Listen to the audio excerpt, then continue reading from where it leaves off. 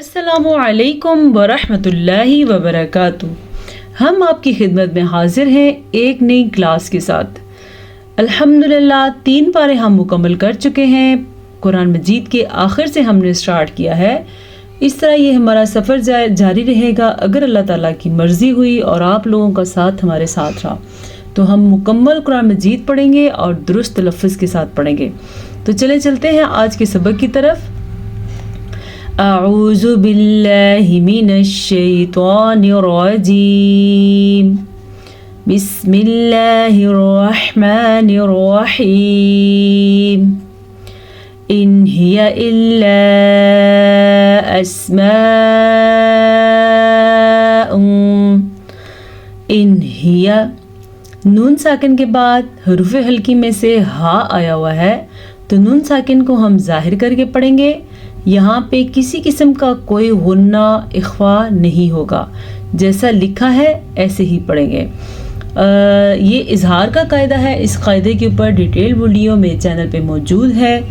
नून साकिन के बाद या नून तनवीन के बाद, नून साकिन कहते हैं जब नून के ऊपर साकिन हो और तनवीन कहते हैं दो ज़ेर दो ज़ेर दो पेश।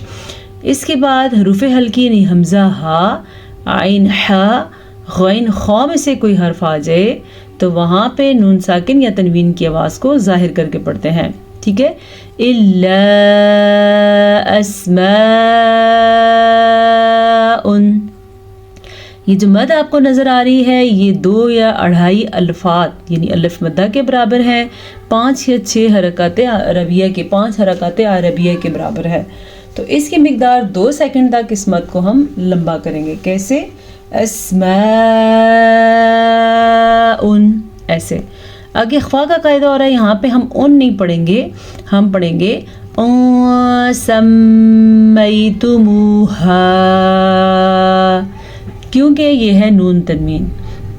2 ज़बर 2 ज़ेर 2 पेश को नून तनवीन कहते हैं। अगर कुरान मजीद में कहीं भी नून साकिन या तनवीन के बाद हरूफ इख्फा में से कोई एक हर्फ आ जाए तो वहाँ पे नून साकिन और तनवीन की आवाज़ को छुपा देते हैं और गुन्ना भी करते हैं। इस छुपाने के तहत इस कायदे को इख्फा का कायदा कहा जाता है, क्योंकि इख्फा का मतलब भी है छुपाना। कैसे? अस्माउन सम्मैतुमूहा। समझ आ गया? अच्छा जी, अगला लफ्ज़ है हमारे पास मीम के ऊपर शद आ रही है। जब कभी कुरान मजीद में मीम पे शद आएगी या नून पे शद आएगी तो वहाँ पे गुन्ना होगा। अक्सर लोगों को मैंने पढ़ते हुए देखा, वो पढ़ते हैं सम्मैतुमूहा यानी मीम का शद ही छोड़ देते हैं। ध्यान रखें, शद के साथ साथ गुन्ना भी अदा करना है। कैसे? यहाँ पे एक आवाज़ ख़ास किस्म की नाक की जड़ से निकलती है, यानी नाक से उसकी आवाज़ आती है गुन्ना, उसे गुन्ना कहते हैं। कैसे? सम्मैतुमूहा अंतुम व आबाउकुम।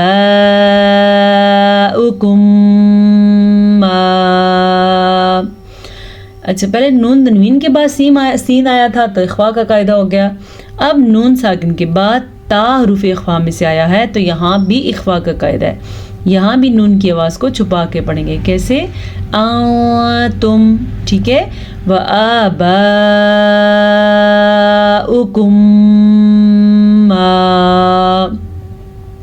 अच्छा जी, व आबाउकुम।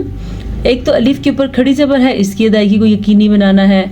दूसरा, ये जो मद आपको नज़र आ रही है ये मद जो है तकरीबन 3 से 4 सेकंड तक खींच के पढ़ी जाती है, यानी लंबी की जाती है। ठीक है। आजकल हमने वैसे मद्दात का बयान पढ़ा है तो ये वो मद है जो एक ही कलमे में पाई जाती है। तो इसकी मिकदार कितनी होती है मैं अदा करके बताती हूँ। व आबाउकुम।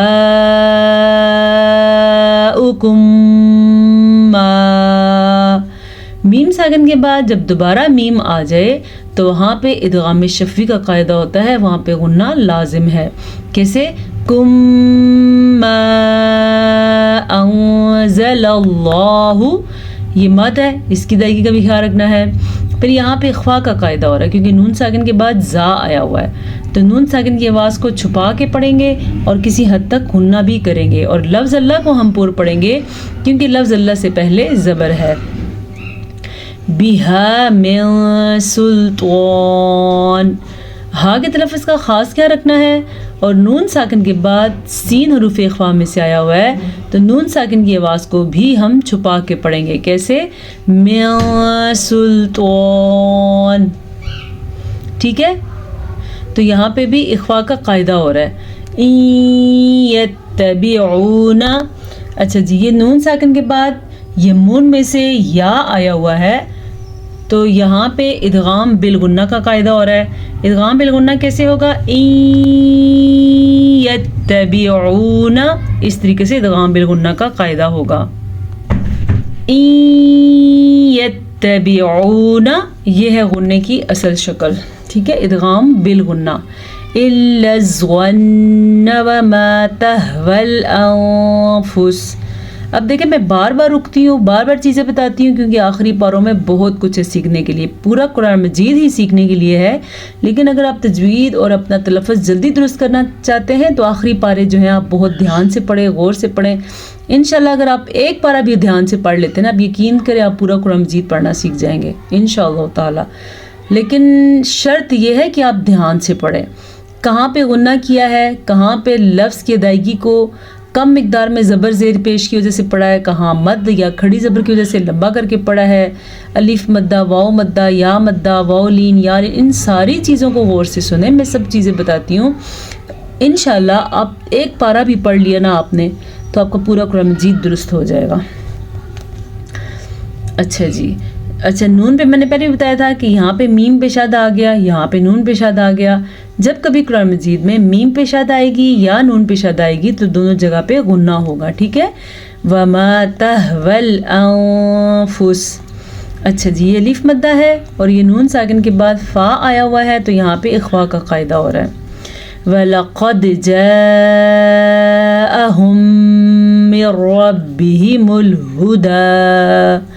वलक़द, मोटा क़ाफ, क़ाफ मोटा है लेकिन दाल पे कलकला भी है।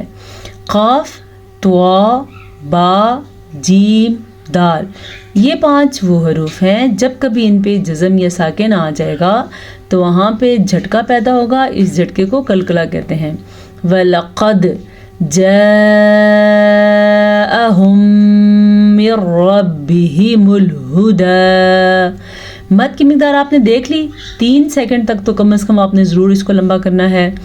और आगे हमज़ा है, इसको नहीं लंबा करना। बाज़ लोग पढ़ते जाअहुम, ये बड़ी गलती है। ठीक है, इसकी मिकदार को लंबा नहीं करना है। मीम साकिन के बाद दोबारा मीम आ चुका है, तो यहाँ पे इदगाम शफ़ी का कायदा होगा। हम यहाँ पे गुन्ना करेंगे। मिन रब्बिहिमुल हुदा, नून साकिन के बाद रा आया है।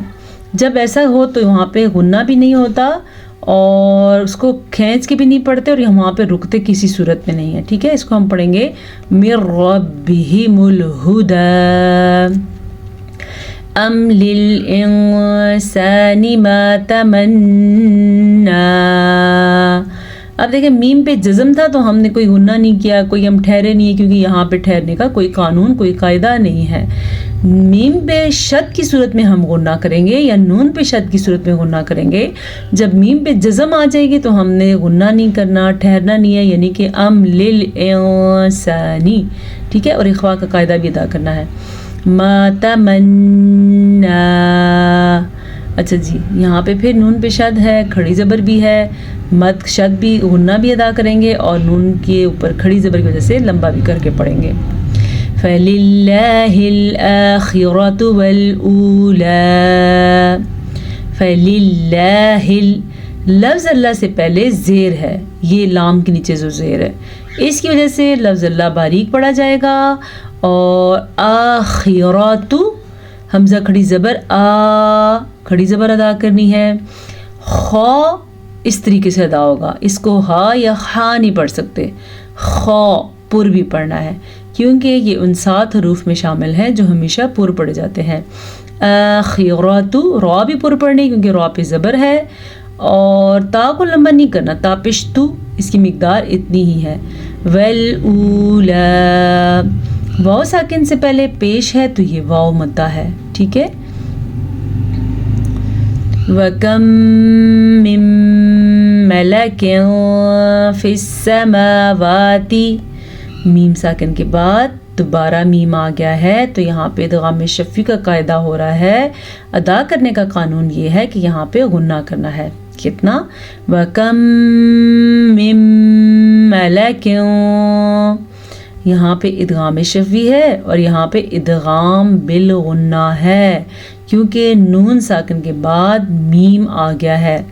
جب نون ساکن یا تنوین کے بعد یا میم واو نون ان 4 حروف میں سے کوئی سا بھی ایک حرف آ جائے تو وہاں پہ ادغام بالغنہ کا قاعدہ ہوتا ہے. ٹھیک ہے. مِن مَلَكٍ فِي السَّمَاوَاتِ لَا تُغْنِي. اچھا جی، غین کے مخرج کا خاص خیال رکھنا ہے کیونکہ غین ہمیشہ پر پڑھا جاتا ہے. ٹھیک ہے. حروف مستعلیہ میں سے ہے. حروف مستعلیہ 7 ہیں. یہ وہ 7 حروف ہیں جو ہر حال میں پر یعنی کہ موٹے کر کے پڑھے جاتے ہیں. تغنی یا مدہ. شفاعتهم.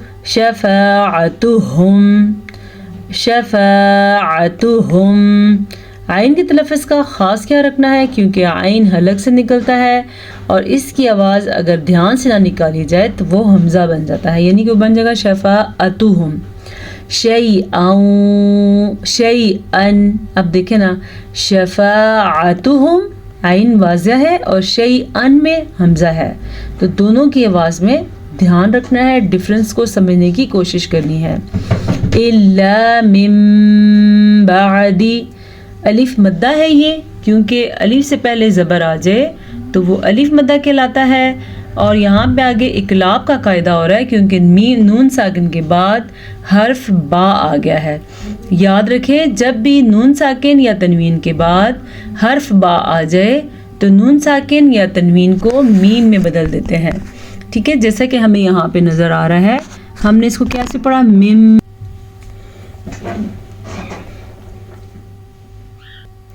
تو یہاں پہ اقلاب کا قاعدہ ادا ہوگا. یہاں پہ غنہ بھی ہوگا اور نون کے بجائے میم پڑھا جائے گا. کیسے؟ من بعدی. ٹھیک ہے. اور عین کے تلفظ کا بھی خاص خیال رکھنا ہے. ان یأذن اللہ. اچھا، یہاں پہ پھر ادغام بالغنہ کا قاعدہ ہو رہا ہے کیونکہ نون ساکن کے بعد یمون میں سے یا آیا ہوا ہے. تو کیسے پڑھیں گے؟ ان یأذن اللہ.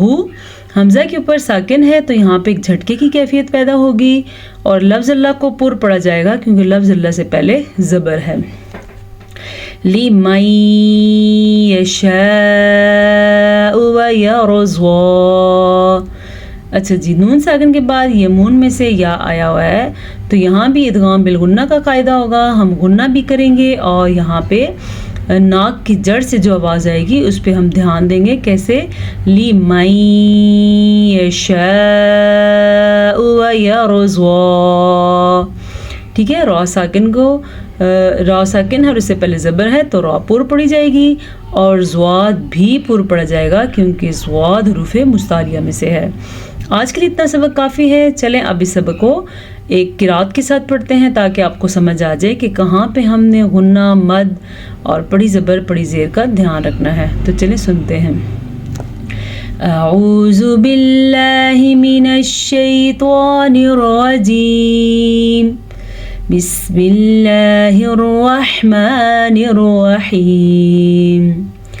ان ہی الا اسماء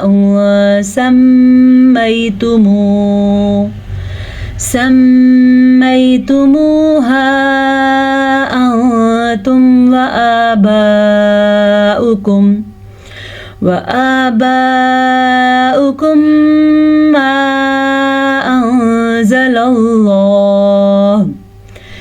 أنزل الله بها من سلطان إن يتبعون إلا الظن وما تهوى الأنفس ولقد جاءهم من ربهم الهدى أم للإنسان ما تمنى